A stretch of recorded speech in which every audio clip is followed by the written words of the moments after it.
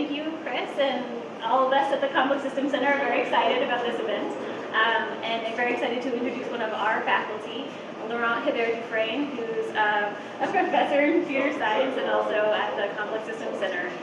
Today he's going to be talking to us about infectious disease and echo chambers and network theory. So, Laurent.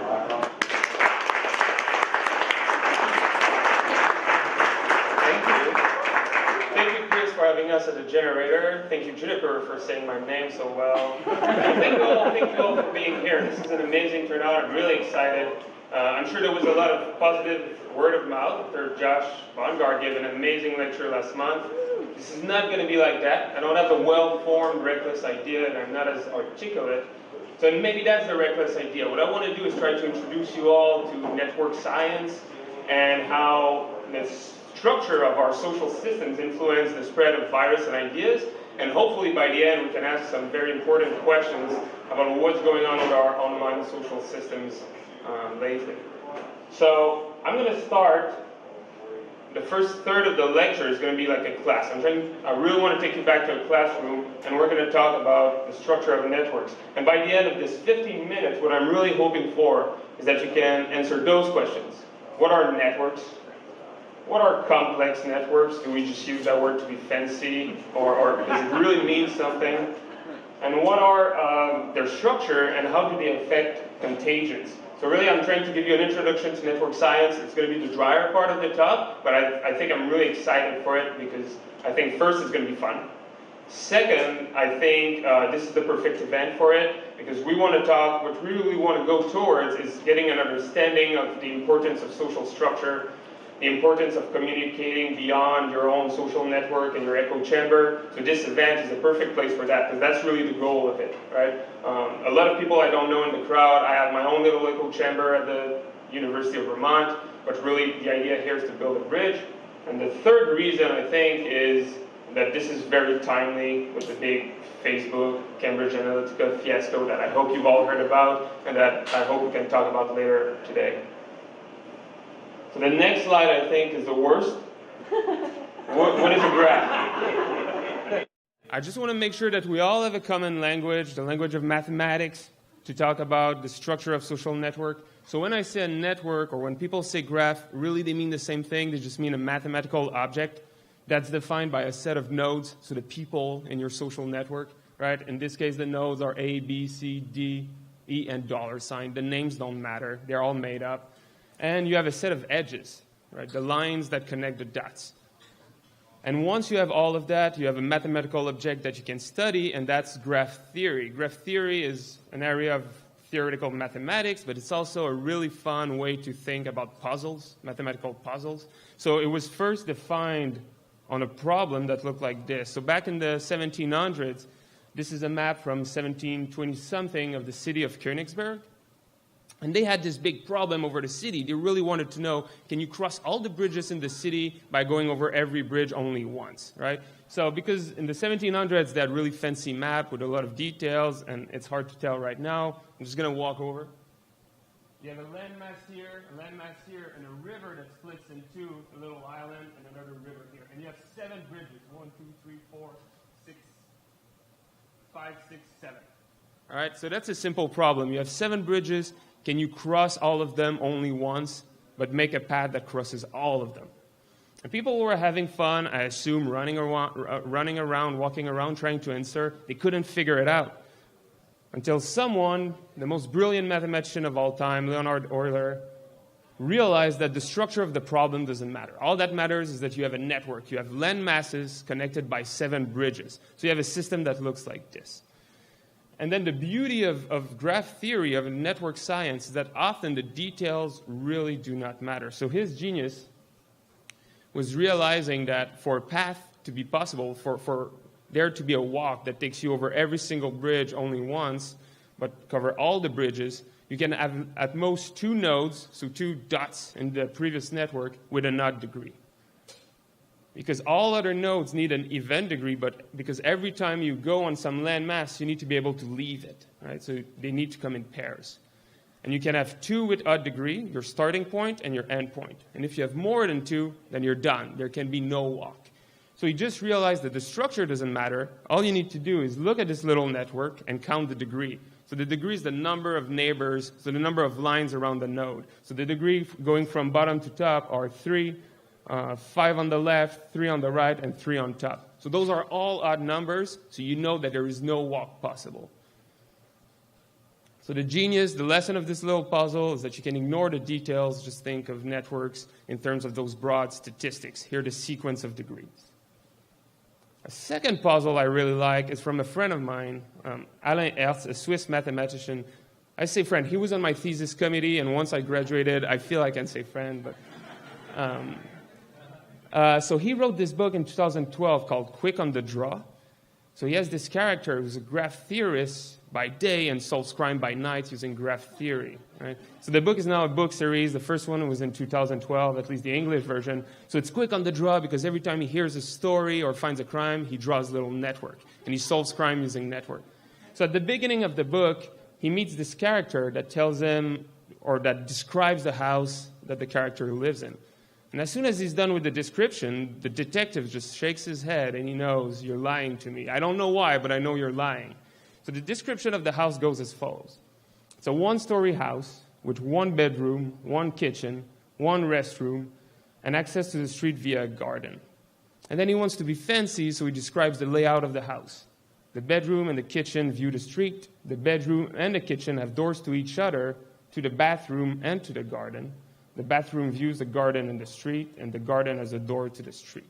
So it's just very complicated. If this was a real classroom, I would have you all try and draw the house, try and draw the blueprint of this house. Sometimes you feel like you can do it. If you have a restroom that's a very weird T-shape and just goes around the house and you feel like you're really close, but there's always something wrong, the blueprint never quite works.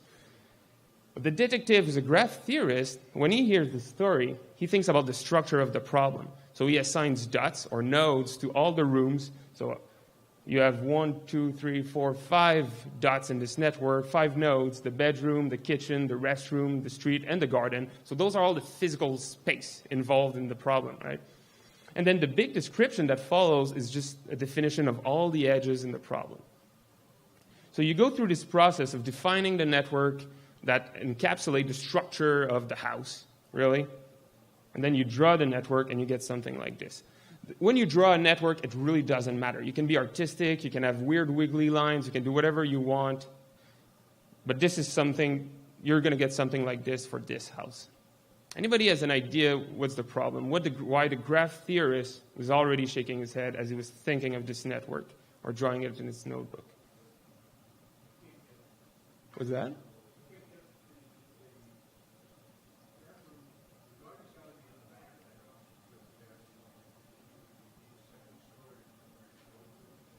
You do need a second story, right? And in graph theory, with the fact that you need a second story means that you can draw this network without edge crossings. And the edges, in this case, the lines, really what they mean is that you need a physical space that serves either as a window between 2 spaces or as a door between another space. And you can't have something that does both, right? You could you could build a network from the rooms in this building and you would never need to draw edges that cross, because they would go through a doorway, and the same physical space is never both a window and a doorway in different directions. So the edge crossing doesn't make sense. And in this case, again, the detective is able to ignore the details. In fact, for this network, it doesn't matter what door leads to what room. Really, all that matters is there are too many edges, too many lines for the number of dots, and you can prove using a very simple formula that it is impossible to draw this network without edge crossings. So again, the lesson here is that you can ignore the details. You can just look at broad statistics. In the first case, the degree sequence. In this case, the density of the network, how many lines versus how many dots. And you can prove that something is possible or not, or you can get a feeling for what the network is.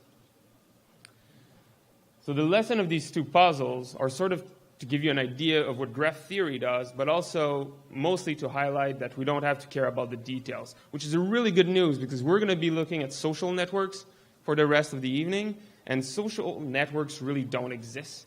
Like the idea of dots and lines are just a mathematical construct that helps us think about social networks, but the idea of a line is just too rigid. Right? If you think about the social network of friendship of people in Burlington, It's not even clear what the population of Burlington might be, so how many dots you have. The concept of friendship is just so weird, right? I could ask two people in this room, are you friends? One might say yes, the other might say no. I could put it on a scale of 1 to 10, and you might give a different answer. We just don't know what it is, and I would ask the question right now or after the talk, you might get a different answer. It just changes really quickly in time, changes based on your own perspective. So there's just no use for a very well-defined mathematical object. But the good news from the previous puzzles is that we only care about broad statistics. So that's what we can look at. So people started looking at social networks, not real social networks, mostly like pure abstraction where you could clearly define an edge. So in this case, what you're looking at is the network of interaction between fictional characters. This is from Les Misérables, the novel by Victor Hugo. So every character that appears in the same chapter, I think, in this case, gets an edge together, right? So on the right in green, you have Les Amis de l'ABC, the friends of the ABC, probably. If you know the novel, the little secret society are in green over there. And you kind of see that you capture something real about the social network. They interact a lot, and you get this clear, densely connected group on the right, right? So people were studying this and developing new tools in the hope that one day we would have true data to help us understand real social systems. The problem is, when we started getting real social systems, they look more like this. All right, so this is a picture that Facebook put out, I think, in 2008. They just wanted to show off, see how big we are. We're everywhere in the world. You can learn something from this, right? You can learn that Facebook has a higher penetration, so is more popular in the US than in Africa. In Northern Africa, the popularity of Facebook is less than 10%, meaning there's less than 10% of the population who has an account. In the US, it's really dense. So you can learn something, but imagine that you didn't have the position of the nodes. Right? I just randomize all the little dots in this image, and I keep the lines between them. There's just nothing to learn by looking at the social structure. And I know that's not a great answer, but that is sort of what complex networks are. Networks that are too big to just look at, and really you need statistics and mathematics to be able to extract something meaningful out of them. Right? So that's what we're going to try and describe, because ultimately what we want to understand is how ideas or opinions spread on this network, not the fictional network, not easy 5 dots and 6 lines graphs. What we want to understand is how political opinions are formed on this big, messy network. So we're going to look at statistics. I'm going to show you 2 important statistics that were discovered in between great quotes at the end of the last century, so in 1999 and 1998. So this first one was, let's do exactly what Leonhard Euler did in 1736. Let's look at the degree sequence of real social network. Right? Again, real social networks are not really a thing. So one of the networks they looked at are collaboration between actors based on the Internet Movie Database. And it's just funny. The reason those studies happened in 1998 and 1999 was that we just never had big enough data until people started getting together and crowdsourcing data. And one of the big first social networks we had was about actors acting together in movies. Right? It's not a real social network, but it's the first one we had because we love talking about movies and we love sharing information about movies, so we had this one. So then you look at the degree sequence. So the degree in this case is how many co-actors have you had. Right, so if you have 1 co-actor, that means 1 edge. Maybe you've been in 1 movie and there were only 2 people in it, you and someone else. You have 1 connection in this network. If you have 100 co-actors, maybe you were in 5 movies with about 20 actors each. Maybe you were in 1 movie with 100 actors. Doesn't really matter. You get 100 co-actors. And then we look at how many actors on the vertical axis has a certain number of co-actors on the horizontal axis. So the important thing to notice, right, is that you have a lot of people with very little co-actors. Most people have only 1. Most people have 2. Regardless of the social activity you're looking at, this is the kind of pictures you're going to have. If you look at sexual context, most people over the last month had 0 sexual partners. A lot of people had 1, right? They're in a couple. Some people had 2, some had 3, some had dozens. In this case, I stop at 200. Some actors have 10,000 co-actors. Right? So it's a very unequal distribution of friendships in the society. That's sort of the lesson we get from all of these systems. And an easy way to look at it is by looking at the difference between the median and the mean. So if you remember your basic statistics, the median is the point where if you draw a line at 28, in this case, a vertical line at 28, half of the data points are going to lie on the left, and the other half are going to lie on the right, right? Meaning 50% of actors have less than 28 coactors. And the average, which is the sum of all coactors over the population, is 100. So that's a fourfold difference. Just to give you an idea, right? I grew up in Canada. In my mind, the distribution of income in the US is the most unequal distribution in the world. The distribution of income in the US is a median of, I really wanted to remember this, I think it's 50,000 per household, and the average is 80,000 per household. And the reason there's a difference is that think of, if we had a population like Burlington, you do an average, maybe the average and the median are close together. But then you had Bill Gates, who doesn't change the median much because he's just one data point. But he has this incomes of $3 billion or something a year. So he doesn't change the median, but he changes the average, the mean, a lot, right? So for a social system, what this means is that you have a lot of poor people. Poor people in a social system, they have one friend or two friends. So they look like the little network on the top left. And the rich people have a lot of friends. They look like a big star. Everybody's connected to them. So you don't have a lot of big stars, but you have a lot of poor people with little friendships. And that's related to the first important intuition that we learned about social network, which people often call the friendship paradox. It's not really a paradox because we understand it perfectly well, but it's the idea that your friends have more friends than you do.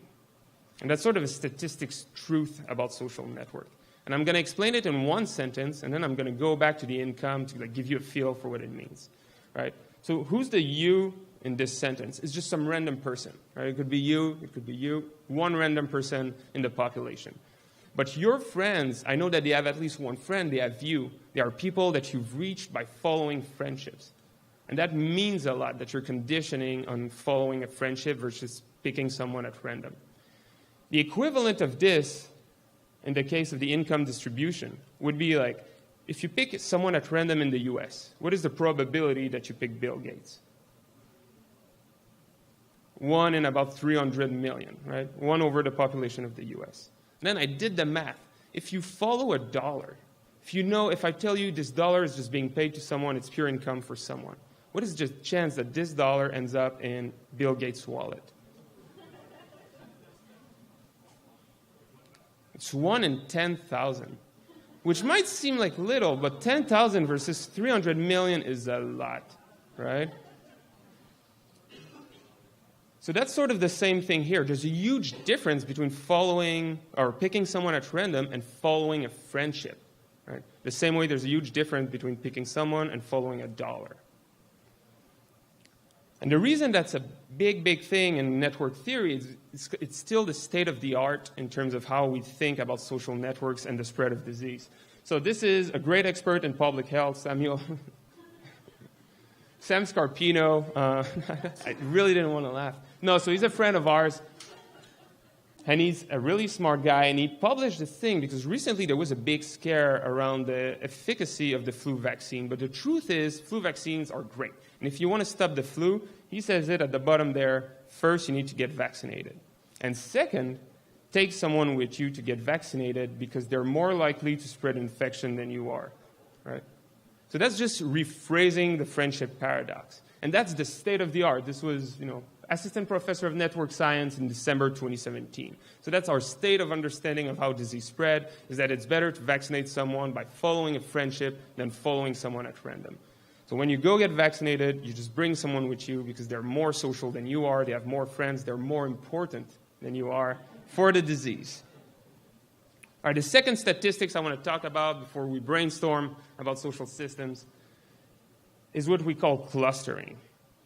So in 1998, there was this divide between two different intuitions that we have about social network.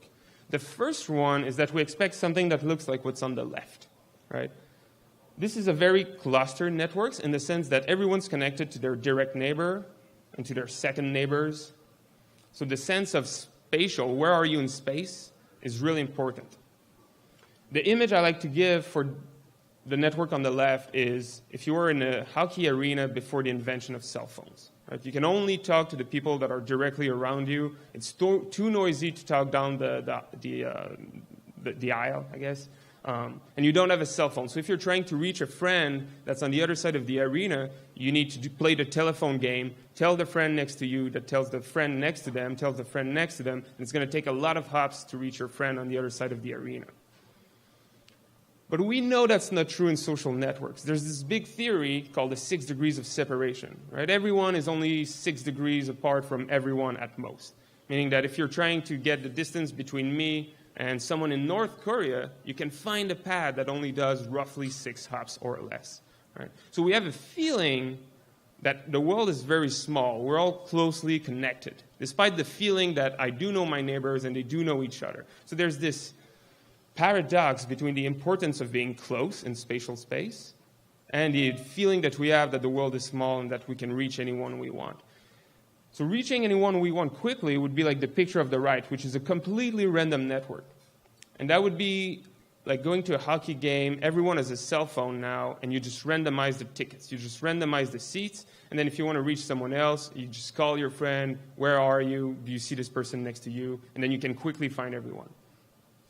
So what they did is they looked at the amount of clustering, how close people are. There's a simple metric for that. It's what we do is we look at the probability that the friend of your friend is also your friend. The probability that you have triangles. Right? That's a simple metric. If 50% of the friend of your friends are your friend, we say that it's a 50% clustered network. So that's a measure for how much to the left we are. And then we look at the number of degrees of separation. On average, how far apart are you from someone else in the social network? If that number is very small, then you're close to the right on the spectrum. And what they did is they looked at a lot of big data that was available, like the coacting network, and they found that we're somewhere in the middle. Right? So we're somewhere between order and randomness. We have a very clustered social networks, but they're also very small, so it's easy to reach people. And that matters a lot for diseases. The idea that the friend of your friend is likely to be your friend is bad for a disease. Right? So if I infect all of you with influenza, with the flu today, right?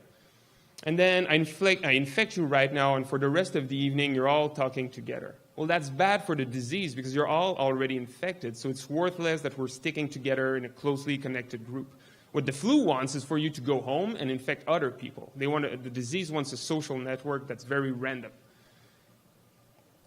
So that's been the conventional wisdom since 1998, is that clustering is bad for the spread of diseases or the spread of ideas. When we do math, we don't care about whether it's the flu or it's an idea or an opinion. We just think of ideas as viruses of the mind, and then it's the same thing, really. The math is the same. So the conventional wisdom, clustering, slows down things. And that's bad for the spread of ideas. We had a project in 2015 where we looked, in the case of diseases, at the interaction between flu and pneumonia.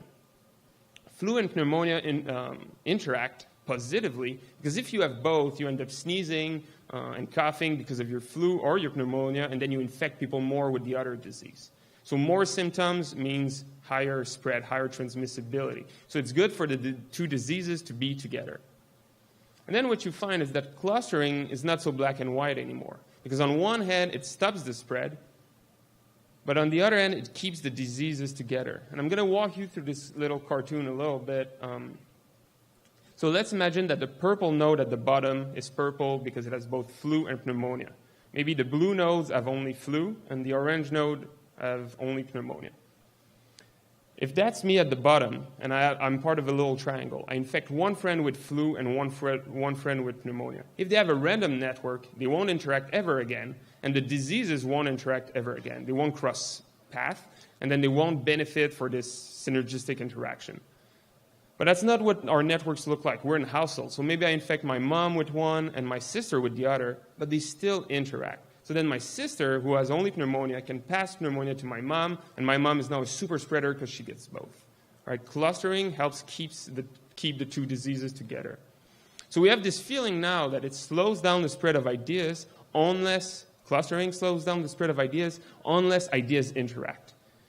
So really, what we understood in 2015 is that the last 15 years we have been sort of wrong, because we know that there are dozens of diseases that interact, millions of ideas that interact. If you're thinking about a social system like Twitter, You can't look at one hashtag in a vacuum and try to understand its transmissibility. It's interacting with other stuff. It's interesting with stuff that happens off of Twitter, and it's interacting with other phenomena that happen on Twitter.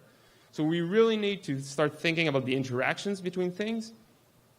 And right now, that's sort of where we are. It's sort of this big question mark of whether clustering helps the spread of opinions or ideas or whether it hurts it. It depends. That's the best answer I can give right now. So that brings me back to the illustration I started with, and that's where I'm going to start brainstorming a little bit, so I'm hoping you'll jump in. Feel free to raise your hand and give your opinion, because it's going to be much more of an improvised discussion at this point. So this was a project that we did a few years ago. So the illustration is from my friend Joel Elliott. He's a graffiti artist, and he was part of the project to help us illustrate and communicate what we were thinking about. So I'm going to walk you through his drawings. I didn't want to forget anything, so I have a list. Number one is that the drawing is fun. Number two is that the important part of the drawing is that there's no spatial features, right? We wanted to give the impression that people were just teleporting. And that's what Twitter feels like. On 1 minute, or online social networks in general, in 1 minute you can be commenting bullshit on the New York Times article on Facebook. The next minute you're ordering a pizza through Twitter and the Domino's app. So you can really teleport and go from one social group to the other in a matter of instant. Second important point is that it's very directed. So you have the little guy dressed in white in the middle that's just yelling at the group of people dressed in red. And the feeling for this is that online conversation is just much more directed than conversations ever was before. We like to think that the rise of consensus and political discussions used to happen in cafes and in bars, and if I talk to you, you have to listen to me, and then I have to listen to your reply. Right? That's sort of our intuition for how conversations work. But that's not true anymore. Right? I can go on the Facebook page of the New York Times, write a bullshit argument, and I don't have to read what people reply to me, but I know I'm yelling at them. Right? So it's much more directed if I want it to be. I can talk to you without listening to you. The important, which is what's happening right now. This is also a very directed. The other important point here is that you don't have a spectrum of opinion. You have only people dressed in white and people dressed in red. So we didn't want to think about ideas that were interacting positively. We were trying to think about opinions that are antagonistic. And that feels appropriate for a lot of things. So obviously politics, right? The idea that if you're pro-something, you're anti-something else. You can't have both red and white in this picture. You're one or the other. You have to pick a camp. And that applies perfectly to politics, but more and more to a lot of things. So I don't want to talk too much about politics. So the two examples I like are, if you like hockey, you're either pro-Montreal, and if you're pro-Montreal, you have to be anti-Boston. Right? There's no middle ground. Well, I like both. That's not a thing. Or you're either a cat person in white or a dog person in red. That's mostly how it feels. To be pro-something is being anti-something else. So we wanted to think about mostly political ideas, but all ideas where really you have to pick a camp. And then the sad part is that those networks are adaptive, in the sense that your social network rewires based on your current opinion. That's what you see in the top right. People who think alike love to talk together in online conversation. And that's where you go from clustering, like we're doing right now, just having a group discussion, to echo chambers where you only listen to like-minded people. So the people in the top right are talking together, and they're all agreeing, and they're just reinforcing their own opinion. And that's their mechanism to ignore whatever the white person or the cat person in white is yelling at them. Right? So the dog person have this echo chamber that self-reinforces their opinion, and they're less likely to change opinion because of that. You can also self-reinforce yourself, like true self-reinforcement. There's one character in the bottom who's just, I assume, talking to himself, liking his own comments on Facebook, and he's just validating his own opinion and protecting himself from changing his mind. And then when you do rarely change your mind, the idea is that you rewire your network. Right? If I switch from Montreal to Boston, I'll stop following, I'll unfollow the Montreal Twitter account, I'll start following the Boston Bruins Twitter account somehow. So you rewire your edges based on your current opinion. So it feels very, very different from natural conversation, but really that's what's happening in most online social systems. So I won't show you any of what we did after that. The idea is we did the math, right? And we thought about the system and what it means. And there are some cool results. So let's say that we're all part of the same team, right? We're all the cat people and we don't like the dog people. There's two things we could want. The first one is we want to win. We want everyone in the world to be a cat person. Then the best strategy, the best strategy for that, if you want to take over the world, is to treat everyone the same. Is to do just as much self-reinforcement as you do debate, right? The person in white is screaming at the red group. They're looking for debate online. And if you want to win, if you want your opinion to take over, the best you can do is to treat everyone the same and have edges going just randomly. So that's a great result. It makes us feel a little good. The other cool thing is that if that's not what you want, if what you care about is diversity, right? You accept that there are dog people in the world, and you just want to make sure that dog people can survive and cat people can survive and live happily together. Well, then what you want to do is engage in as much debate, as much cross-ideological conversations as you can. So you want to avoid echo chambers if you want to promote diversity of opinions. But all of this sort of goes out the window if you had a third opinion. So now let's say that there are bird people, right, that really care about birds. Well, now there are no optimal scenarios to make sure that you win. Whether you win or not is going to depend on what the other groups are doing. But the one thing that remains true is that having echo chambers is going to kill diversity of thoughts, right? And if you want to promote diversity, if you want to make sure that the world can live with both cat people, dog people, and bird people, you want to make sure that you engage in as much debate or cross-ideological conversations as you can. That's sort of the result from this little modeling study that we did. You can actually go and measure these things on Twitter. So this is a study I really like. I'm going to walk you through the slides. So they had this really simple idea. This is from Pablo Barbera's group at the London School of Economics. They thought we can look at who you follow on Twitter, and we're going to guess who you are, what you think politically. So they look at social accounts in the Twitter accounts in the US, and they guess your ideology. So the ideology is on the x-axis in both of these figures, and they go from negative values, so everything to the left of the screen is left-leaning Twitter accounts, everything to the right is right-leaning Twitter accounts.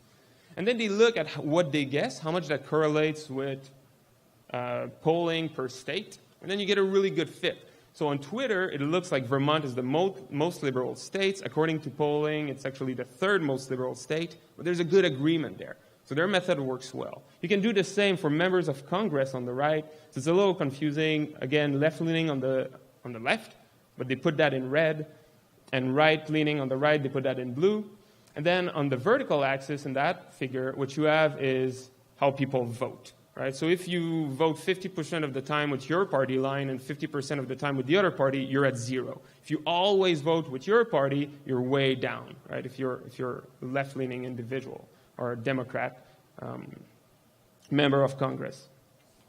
So again, what you find is that who a person follows on Twitter is a good way to guess how they're going to vote, right? So you feel really good about their algorithm. Cool. So now you get to measure echo chambers. What does the social network look like in this system, in Twitter? So this is what they found for tweets on political issues. So you look at a bunch of hashtags that relate to the 2012 election in the top left, the national budget, the government shutdown. This was in 2015, so it's all pre-Trump, Clinton election. And then marriage equality, minimum wage, and the State of the Union. And what an echo chamber looks like in this figure is a very dense group of dark squares together, right? So in the 2012 election, you have this very dense square for right-leaning individuals that mostly retweet each other. This is the ideology of someone who tweets, the ideology of someone who retweets. If you're dark here, this is right people retweeting right-leaning people, and this is the echo chamber of the left. So you find these echo chambers regardless of what political subject you look at. One of their main results is that the echo chambers do look stronger on the right side than on the liberal Democrat side. you can sort of make a conclusion if you run the stats that especially centrist liberals, so people that are around -1, engage in more cross-ideological conversation on Twitter than centrist right or extreme right Twitter users. But you can also look at non-political issues. So you can look at tweets that relate to the Boston Marathon. That's a weird one. So we're going to look at the Super Bowl first. The Super Bowl in the bottom left. Very non-political, we hope. And then we get this big homogeneous thing where everybody listens to each other. If instead of looking at political affiliation, we looked at geographical location, we would probably find echo chambers, right? You're either pro-Montreal or no idea who plays in the Super Bowl. But so you're either pro-Montreal or anti-Boston. That's all that matters. So you get a very non-echo chamber looking network, right? It's very homogeneous in the bottom left. And then you have those weird ones like the Boston Marathon, which starts very homogeneous. People are talking about the actual race. If you remember, there was a bombing. And then quickly those issues get politicized. And when that happens, that's when you start getting the echo chambers. So if we could look in time at the top left figure, we would see this homogeneous picture, very gray, and then those darker bulbs just starting emerging, where people start retweeting people who think like them now that it has become a political issue. So you can look at the network. I said earlier, complex networks, we just rarely look at them first because it doesn't matter how you draw it. It's really hard to draw them well. We wish we had more artistic talent because there are things we want to convey, but it's just hard to convey them well. So here it's the Twitter. It's something similar. It's the Twitterverse, the social network of Twitter for the 2016 US election. Here nodes are colored according to whether or not they follow the candidate. So it's much simpler to guess the ideology. In this case, you're a red node if you follow only Trump. You're a purple node if you follow both Trump and Clinton. A blue node if you follow only Clinton. And a gray node if you follow neither. Right? And the conclusion they draw from this, it's easier to see it when you start playing, being fancy. You start moving the network in space. The gray nodes are now green in this one. It's a little different. But the point is, the red nodes create a very strong echo chamber. And just like in the previous study from years before, using a different methodology, the blue nodes are much more interspersed with the pink and green nodes. So there is this big echo chamber on the right of people who only follow each other, retweet each other. Right? That's the big red mass. So lately, we've been starting to try and think of what does it mean? What do echo chambers mean? Right? Are they necessarily bad? I've had my high school friends that I've had forever. We see each other all the time. We talk together a lot. So we're a strong echo chamber. And it's hard for someone new to come in our group. Is that bad? I don't know. It's not necessarily bad. There's nothing intrinsically negative about echo chambers. But it still feels a little wrong when we're talking about politics to have those groups of people who just don't listen to the outside, both on the extreme right and extreme left. So a lot of people have been looking at what's happening right now, especially in the face of social engineering, trying to polarize the population and create those stronger and stronger echo chambers. It becomes important to be able to put a number on whether that's good or bad. How worried should we be? And the people with the tinfoil hat on, and that might include myself, for them it's close to a Hiroshima moment for data science, right? For social engineering. The idea that the Project Manhattan that developed the bomb was sort of the last drop to create a real sense of what's the ethics for physicists. Right? My background's in theoretical physics, so that's something we think about. We have classes on that. Right? The same thing happened in biology. I wrote that word because I always forget it. Eugenics. Right? So around the same time, Second World War, right, with eugenics, biologists had to develop the same sense of ethics, which is really important right now that they're facing gene editing, CRISPR technologies. I'm glad they went through that already because the future needs an ethics of gene editing and an ethics of biology. And other fields have always had it. Engineers and doctors have always taken oaths that controls what is ethical for them to do, what is not ethical for them to do. Data scientists, not so much. We don't know what's good, we don't know what's bad. We don't know if echo chambers are good or bad. We don't know how to control them. We don't think about it, really. So people are thinking of what's happening right now, what you've seen on the news, the Cambridge Analytica discussions, the big Facebook fiasco, as this sort of Hiroshima moment for data science, and that we need to start thinking about what is the ethics of data science and how do we regulate that and how do we quantify those things when right now the state of the art is just to shrug and say, I don't know. I don't know if it's good or bad, and it depends. So what I hope we can do, and I'm going to wrap up the lecture part of this, and I really want to hear from you, is have a discussion that tries to think about what is it to have a healthy social network, right? You don't have to think about Twitter or Facebook. You can just think about how your friends interact with each other and how open you are to other people. What are a sign that you're having a healthy conversation with your immediate social network? Either with the tone of the conversation or who you talk to or who you listen to. The reciprocity of interaction, I feel, is important, but it's hard to quantify. We want to talk about the responsibilities of individuals in big social networks. So I prepared this talk like a week ago. Back then, I barely used Twitter. I do now in the last few days, which maybe is bad. But back then, like when I was thinking about this talk, I remember thinking that I don't feel too bad about what's happening with Cambridge Analytica because I feel like I don't put a lot of myself out there. When I go on Twitter, I feel like I'm silent and the world is screaming at me. So there's so much noise and not a lot of signal from me that I should be safe. That's how I feel, right? There's a really cool paper by a UVM faculty member in the math department, Jim Bagro, who showed that even if you're not in the network, even if you're not on Facebook, if a lot of your friends are, there's still a lot of your information, a lot of your data that's flowing through the network. In fact, you're not on Facebook. If you have some friends on there, he can estimate roughly 95% of your information is on there. And the idea is that Facebook is using that. They have a model within their big computer to try and estimate the identity of the people that are not on Facebook and try to account for that, right? Because they see you in the pictures, they see you in a bunch of stuff. So they can use that, and your information is out there even if you're not in the system. So now thinking about individual responsibility is kind of funny, because I can't protect my own data alone.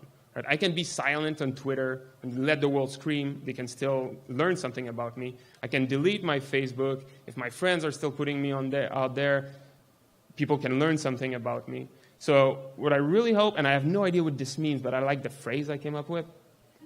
I think we can think of something like group consent in the connected age. The idea that I need to agree with my friends. Let's protect my identity, so please don't put my picture out there. I don't know exactly what it means, but we need to think of consent not as an individual decision, but more as a group decision based on our social interactions and the structure of our social network. I think that's all I had prepared. So I'm really hoping we can have a good discussion. I'm going to leave this up because I really like it from my friend Jorel Elliott in Santa Fe. Thank you so much.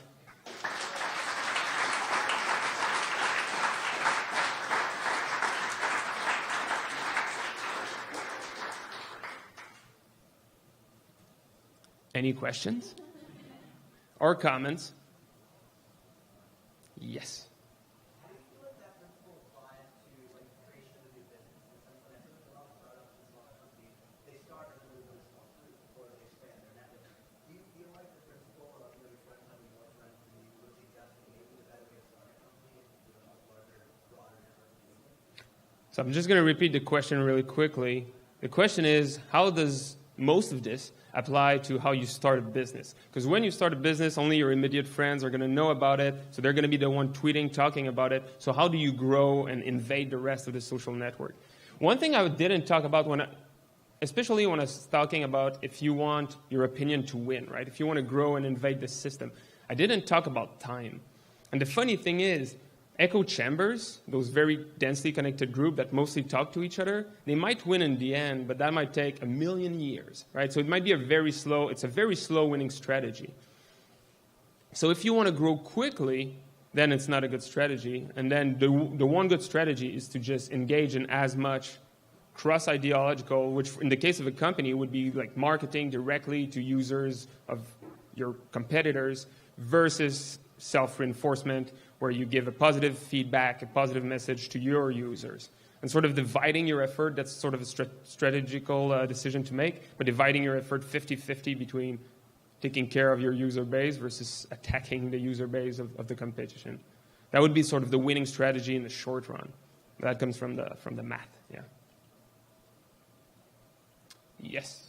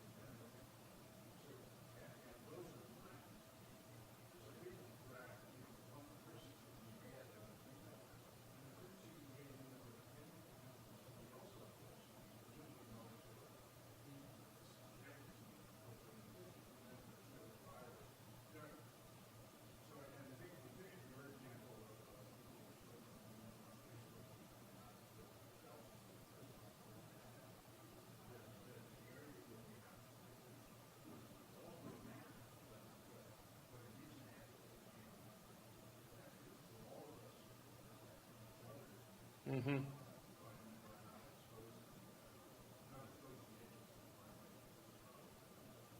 I'm going to paraphrase very quickly for those who didn't understand. I think the story that was told is, and I've had that happen to me, something similar, right? Someone sends a mass email to a list, but instead of hiding everyone's email, you just diffuse everyone's email. So what you wanted to be private ends up, being in the hands of everybody. And that's almost like different from what I was talking about, but that's a better example, I think. It's the idea that right now your consent does not follow your information. Right? So someone ends up publishing your email address without your consent.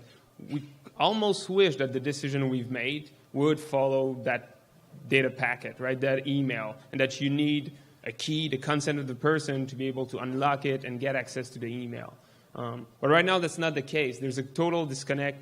Once the cat is out of the bag and your data is out there, there's your consent or your agreement with the original system doesn't matter at all anymore, and it's just the Wild West when the data is out there. I don't know how to deal with that. In the back, that you were the first one. So over time, people tend to change different types of platforms. So like Facebook, the building on something, I'm doing something else. I've done studies around like the transference of social structure as people move to those groups, whether they maintain the same echo chamber, whether it changes, or how does that shift when migration is No, I've never done it, and I've not seen it done a lot. I wonder, that's a good question also about the ethics of tracking users across system, right? Like my full name is not on Twitter. I use my initials, so you could connect me to my Facebook account, but I didn't agree to that, really, and I'm not using.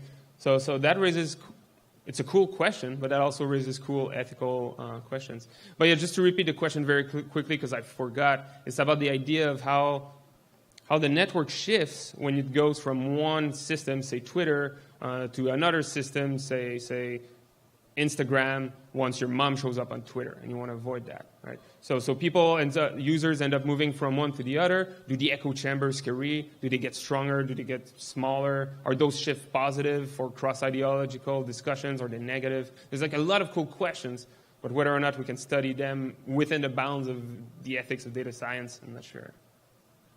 Yes.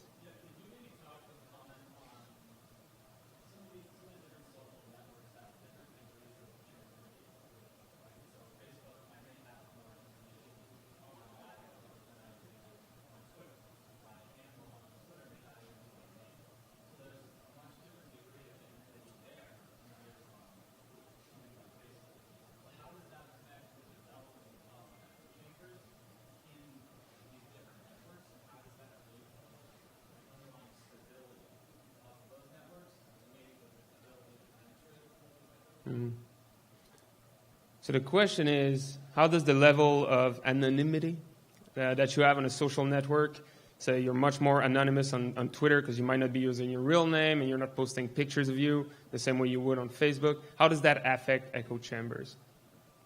I can't talk about that like from a science perspective, but from my personal perspective, I have no doubt that people are worse the more anonymous they are, right? And I would assume that carries through, that the echo chambers are politically stronger on Twitter. Also because Twitter is more discussion-based than Facebook, for instance. So on Facebook, you might have your echo chambers, but that's your social network. And it's sort of it's funny how we use the phrase echo chambers when we mean something bad, and we use a social group when we mean something good. So on Facebook, you have social groups, and on Twitter, you have echo chambers. But I think a lot of it comes from the anonymous side of it. That's my own personal belief. It's not something I've measured, so I'm not sure.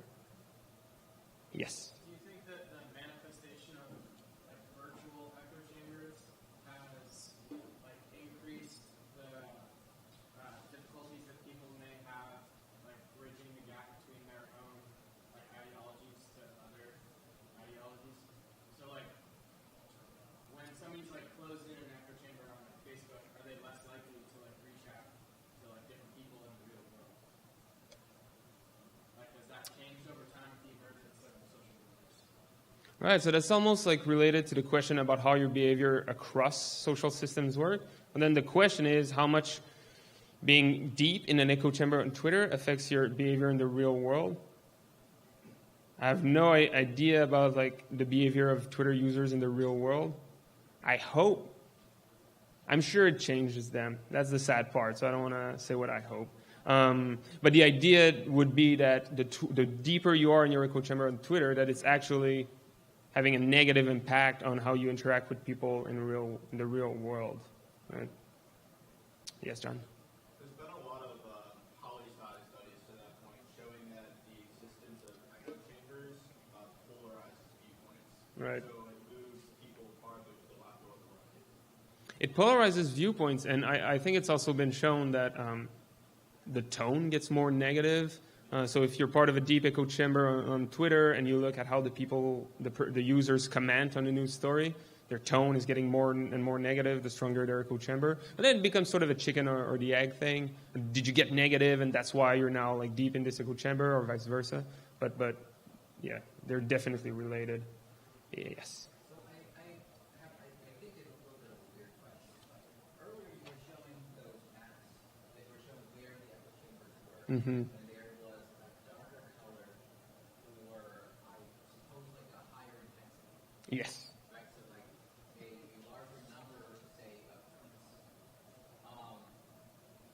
Like you were talking about how like you don't put a lot of your own information out there on the internet.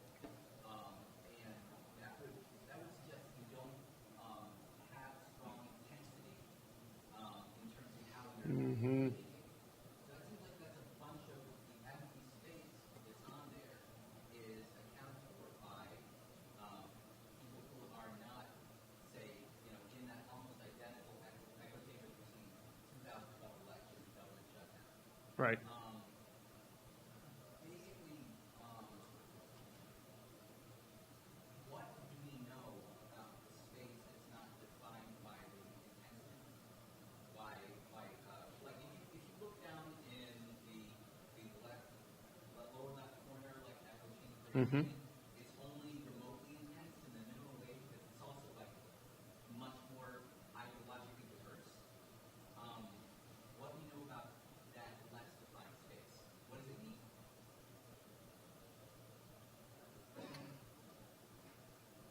I'm not sure I understand the question. What is the white? Is that like the negative space, or can we learn? One of the things that I think of, like, say, around the time of the election, when I was on Twitter, is that you see a lot of intensity in certain areas, Mm-hmm. ideologically speaking, and you see a lot lower intensity in other areas that might not have been, like, they might have been where people were effectively, Right. but they might not have been salient, and they might not have been reinforced. I see. So okay. I'm not sure how to rephrase the question, but I know how to answer it, so I'm just going to talk about it. The idea is that your behavior on Twitter is correlated with your ideology, right? So that's for sure. The easiest way to see that is to compare who tweets about the Super Bowl the most. So the Super Bowl the most are center-right people, right? So low levels of right-leaning individuals, let's call them that, center-right people, they tweet a lot about the Super Bowl. And then you go back to political issues.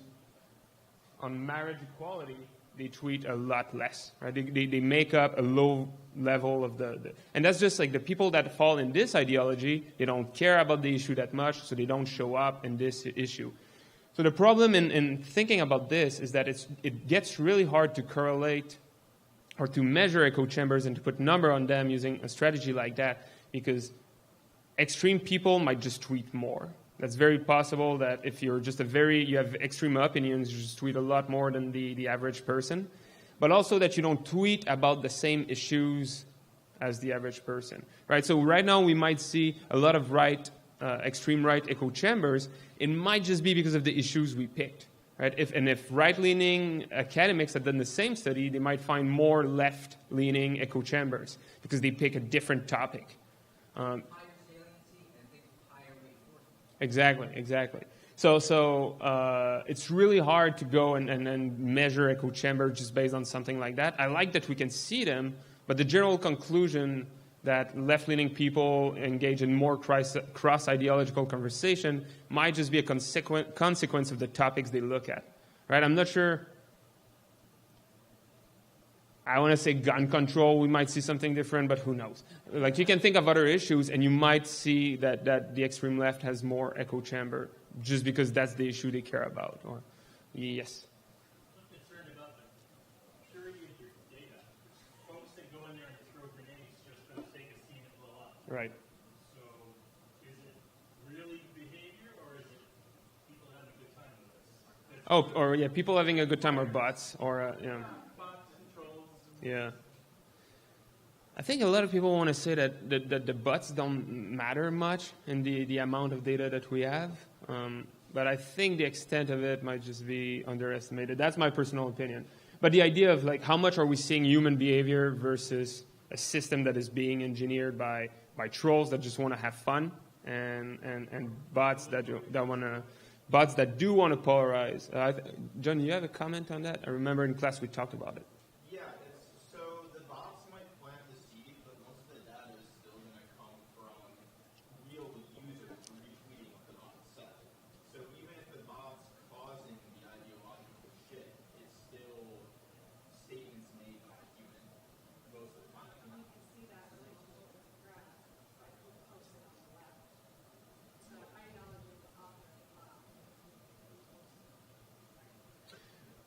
Right, so the comment was that even if bots are tweeting a lot, you need to be retweeted by real users to get a big enough number of data points. So by looking at this, the extreme right tweets might be a lot of bots, but they get retweeted by real users, potentially, to make up a lot of data points. Because we hope we're still outnumbering them, but, you know. There were other, yes? So I want to ask about group consent. Yes.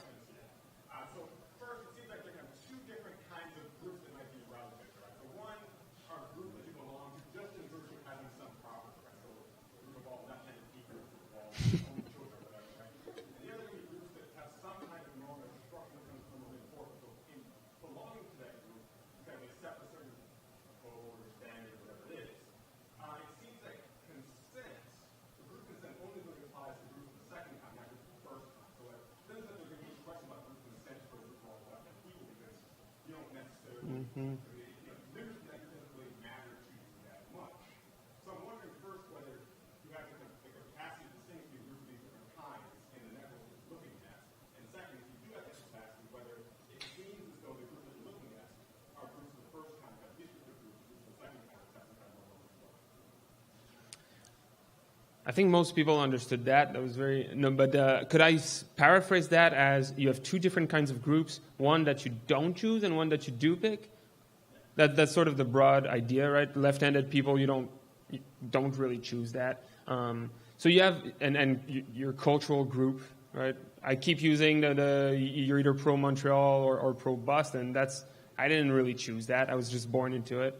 And so that group doesn't really need like a definition of consent, right? The group that do need a definition of consent is the one that you do choose to be a part of. Right, and actually, like Montreal, it actually is a one must need group consent because in identifying as a fan of that team, you're also accepting all sorts of norms about what it means to be a fan of Montreal. Whereas if you're just left hand, you don't accept a bunch of norms about what it means to be left hand. Oh, I see. I see. So it's not did you choose the group or not, it's more do you buy in the identity of the group or not? That's a very good point. So then we need to think about group consent as the well, there's already a part of consent in there. Once you decide that you're part of a group, it comes with sort of a understood set of principles that you buy into. Then it might make it easier to define group consent in those cases, right?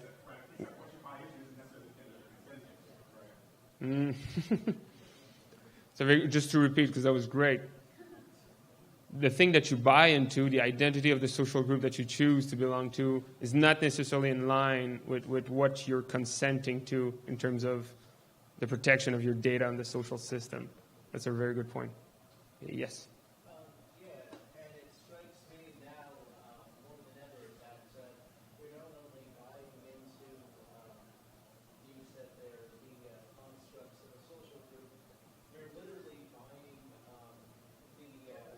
the wares of that social group or that piece of fandom, if you will.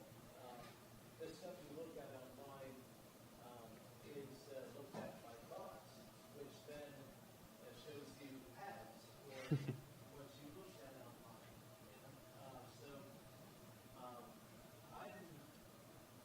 I'm afraid for where social networks are going. They don't see social media anymore. Right. Dating sites, same thing. They don't see social media. No, but that's a great comment on the previous question. The idea that even the things that you think you made a choice about, the group that you choose to belong to, there's also a question mark there of whether that choice was made with full knowledge of the system, or whether because of previous choices that you made, some bots or some algorithms just chose to present you with tickets to the Montreal game, or tweets about some more extreme political ideas that you might have never looked up on your own, or so the system is sort of making those choices for you, and then this distinction between the social groups that you buy into and those that you don't becomes very, very blurry. Like the definition of consent is hard to define when the definition of action is really like of a voluntary action is hard to define.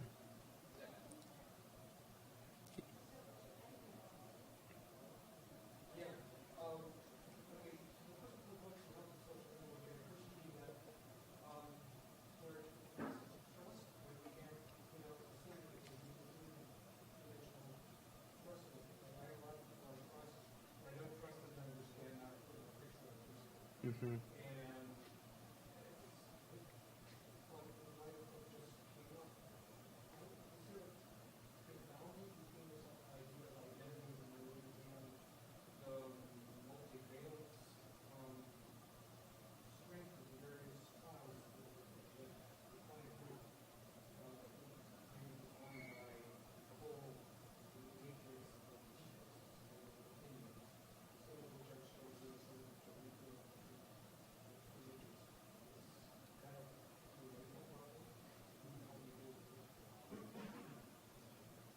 So does that go back to the idea of that?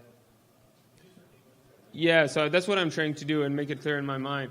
Is the question essentially the same question that we had before of the confounding between the identity of a node or to what group it belongs to versus the behavior of that node and the strength of ties around it?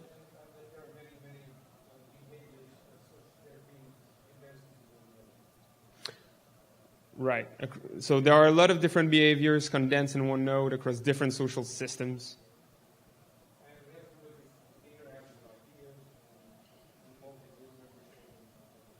Right. I mean, just the interaction of ideas is, I think, something that we overlook a lot. When we go and we measure the echo chambers, so the maps that we had that look like this, we're only looking at like who tweeted about. I'm going to go back here. About the State of the Union address, right? But like tweeting or retweeting about it was very dependent on a bunch of other topics that you might have seen before that made you interested in the State of the Union. So all those maps are sort of interacting and correlated, and it's really interesting to think that what we're trying to measure is echo chambers that exist across different social systems that have behaviors across different topics, and we're just trying to like choose Twitter and choose hashtag State of the Union and then look at the echo chamber on this. We're just very like seeing it's just a very, very narrow slice of what we feel are echo chambers, but we just can't really access that intuition. So that's a very good point, and I have like, no answer to it. It's just that's why they're complex networks. It's just very hard to parse apart behavior, identity of the node across scales and across systems. So, yes, in the middle.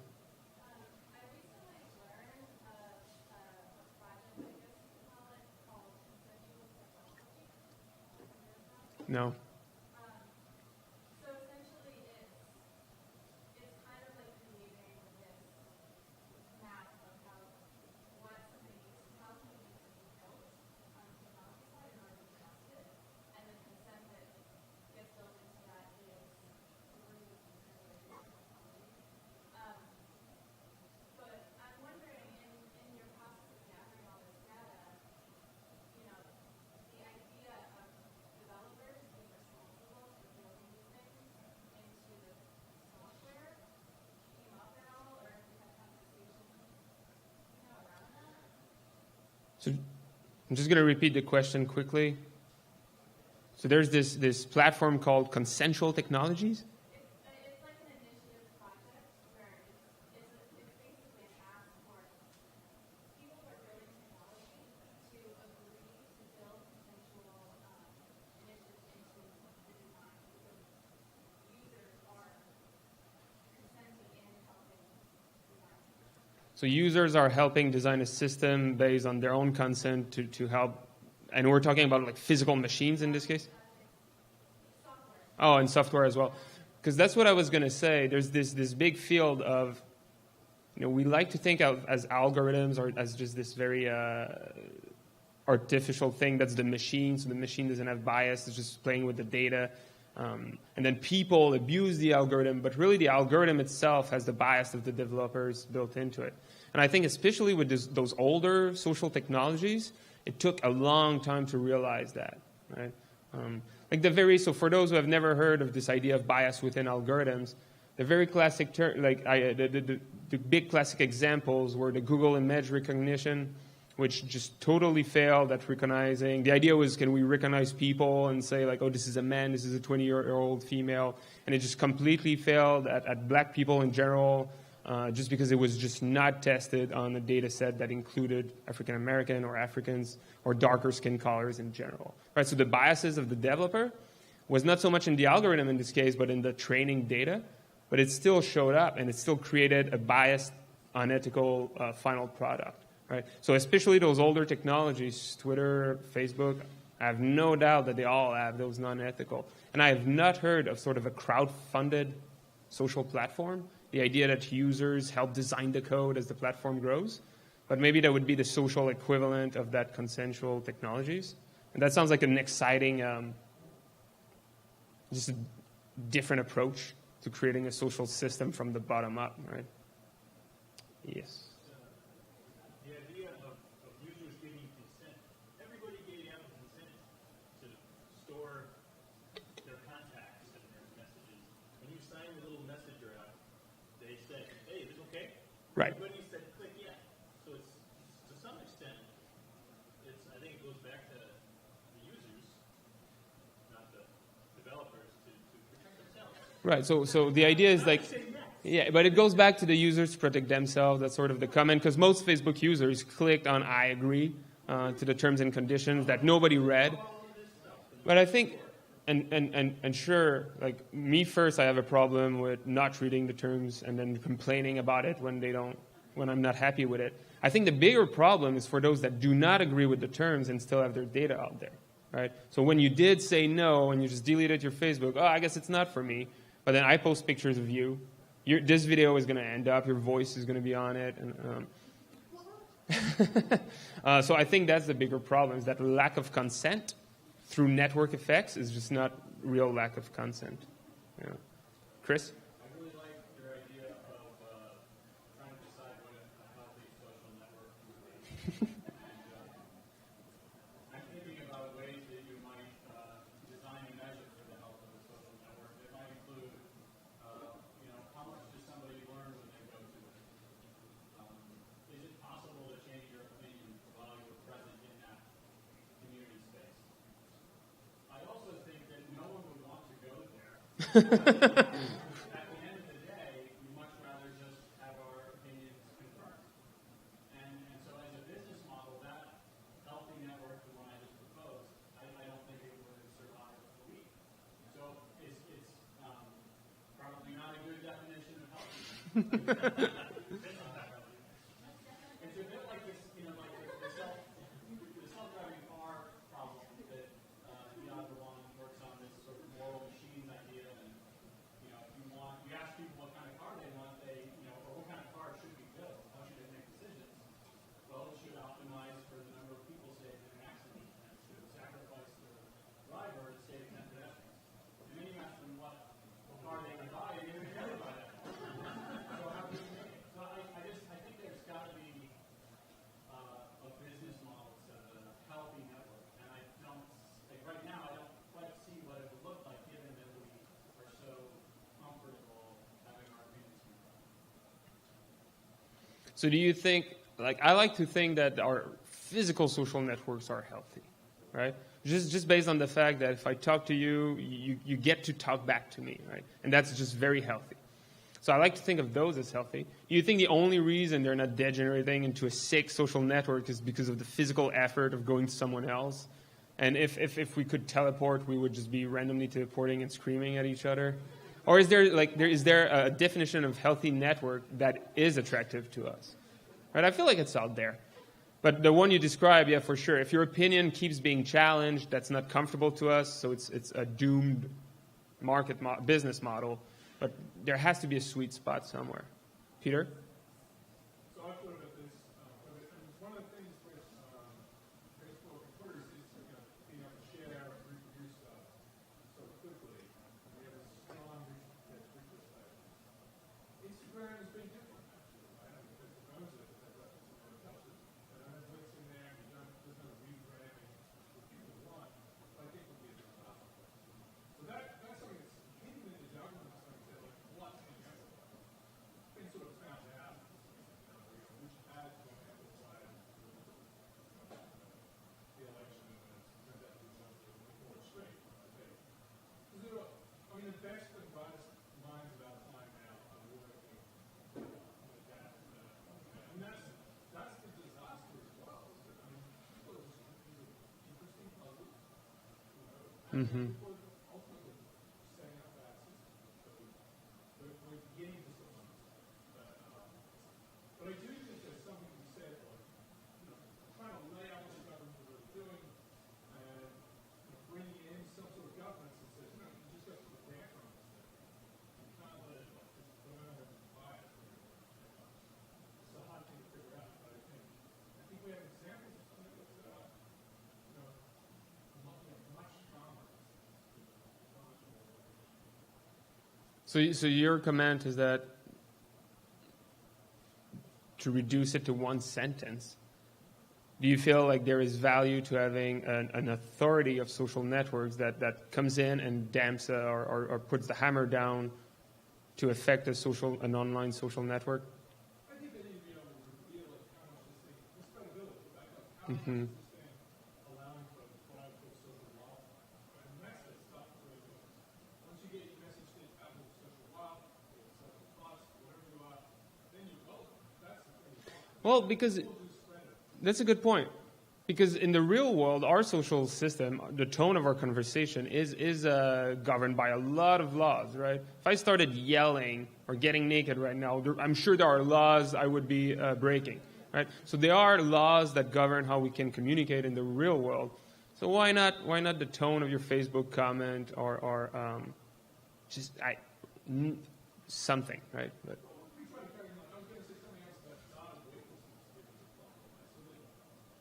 Such low friction, so much information, we would never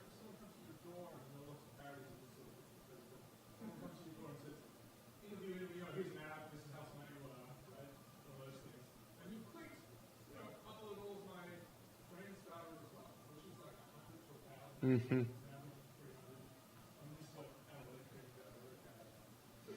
the effort it would take you to say, my friend, his friend one, here's all this data about them, and here's what they've recently done. I mean, that would take forever.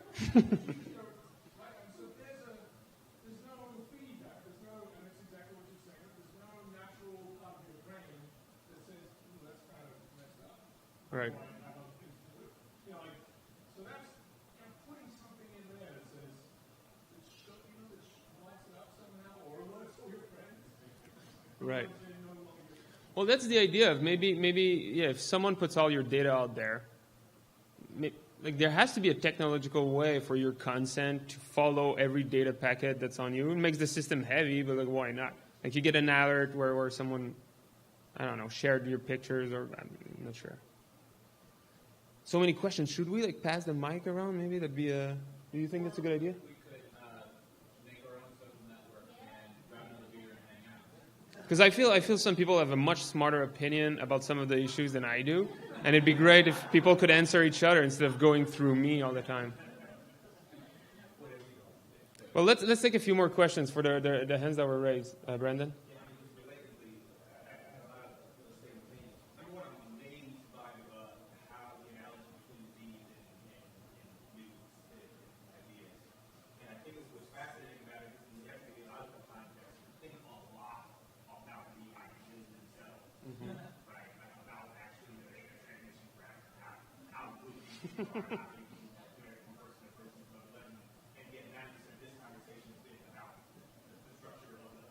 Right.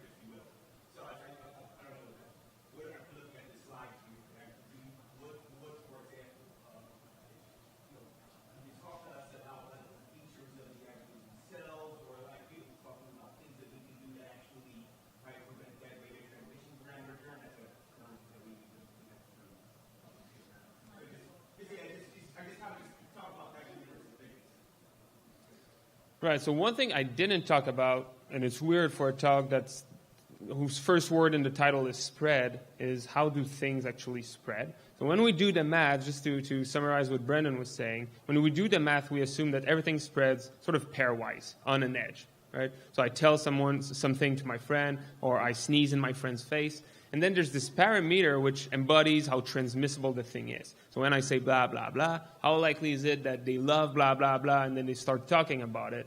Or how likely is it that they do catch the disease, and that's that beta transmission rate parameter. So when we're looking at this, like the State of the Union is a topic that has a certain transmissibility, a certain sexiness to it, and then it spreads in the social network.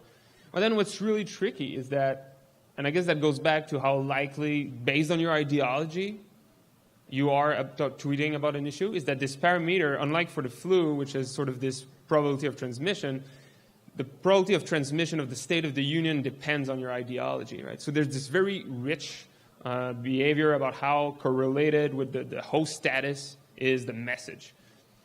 And then that's this completely different thing where people are trying to engineer the message to be as attractive as possible for their target audience, right? So when you want to polarize, you want to create this virus of the mind, in a way that is so transmissible for this echo chamber of the right or this echo chamber of the left. And that makes it way harder to measure these things because we're only measuring them through the eyes of the virus, which has its own like dynamics to it. So that's a good point. The echo chamber on the left could be like stronger. It's just that the message were designed for someone else, more transmissible for someone else. Just another layer of who knows. Yes.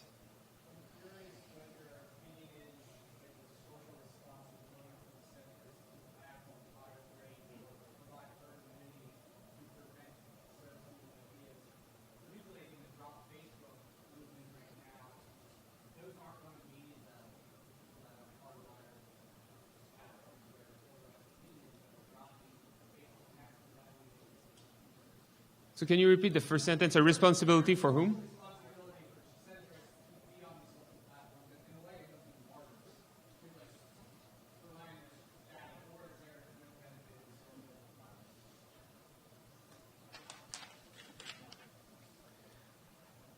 So it's sort of the delete Facebook movement it's really funny. It's sort of the opposite of what you would want for herd immunity, right? So herd immunity is this idea that if enough of my friends get the flu shot, I'm sort of protected regardless of whether I got the flu shot or not, right? So people around me are acting as a firewall, that's a great way to put it. And the Facebook thing is sort of the opposite, because even if I delete my Facebook, if one of my friends doesn't, then that's enough. Right? So herd immunity is, at some point, if you have enough friends that are protected, that's good enough for you. And delete Facebook is like you need all of your friends to do it. If you have one weak link in your social network, then that's you have a weak link and you're exposed. Right? So it's the opposite almost. You're super sensitive to non-complete protection of the firewall. So yeah, I think there is like a group responsibility that's a very local responsibility between like you and your friends. That's why I use the phrase group consent.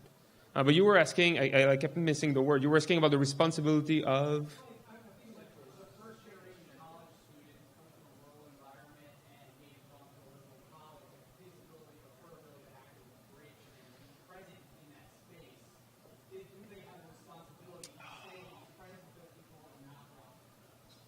That's a great question. Right? Because... Right. That's... Right. So once you accept this view that you have the opposite of herd immunity and you want group consent, then you have some individuals with more responsibility than others because they bridge communities. Right? That's the idea that now it's not even a concept of responsibility across groups, is that it's not a distributed responsibility, it's that it's localized on bridges between communities and on central people. That's a great point. So the way I've been thinking about group consent, that's a big weakness in it, is that you're putting more weight on some individuals that are those central people. Right? I just have to ask some questions about this. When you look at this, at those last ones, the ones that were up there, how are you calculating estimated ideology? So I can't remember exactly. This was, I think in this case, it's solely based on the ideology of people you follow. So then you're sort of looking for a coherent answer. So the idea that my ideology should be sort of the average of the ideology of who I follow, and the same should be true for them, and the same should be true for them. So there's a distribution of ideologies where everything should sort of match, right? A fixed point, self-coherent distribution of ideologies. I was curious about that because, like the earlier question, there does not seem to be an enormous amount of activity in any of those within, at least in terms of the authors, within like the negative one-to-one. That's like kind of a dead zone, right? The negative one-to-one? Well, in the political one, yeah. Oh, so the idea is that if you don't tweet about politics at all, it must be really hard to, even if you only follow sports team, it must be really hard to infer your ideology. That's what I would expect, so that the people who don't talk about politics, which is true in general, if you don't talk about politics, you're probably very unlikely to be an extreme left or extreme right person, right? Yeah. Oh, sorry, Jane.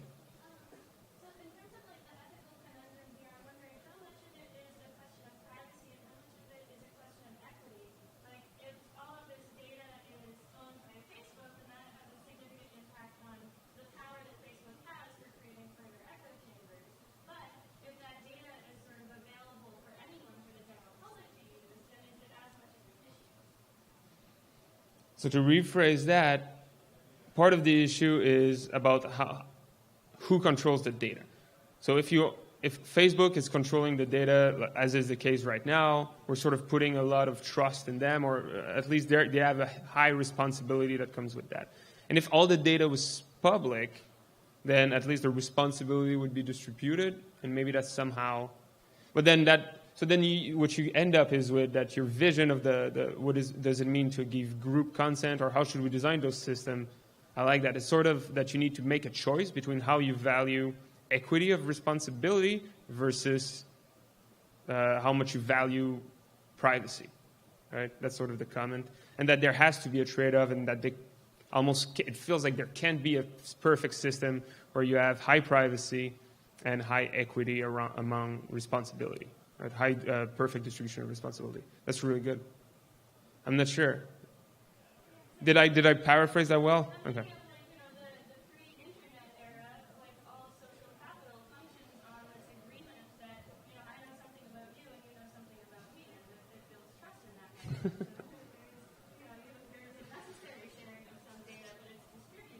So if there was blackmail among every edge, then we'd be fine.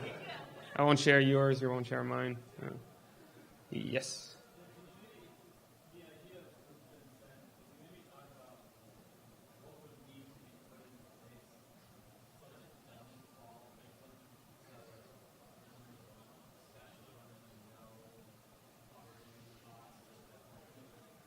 Right.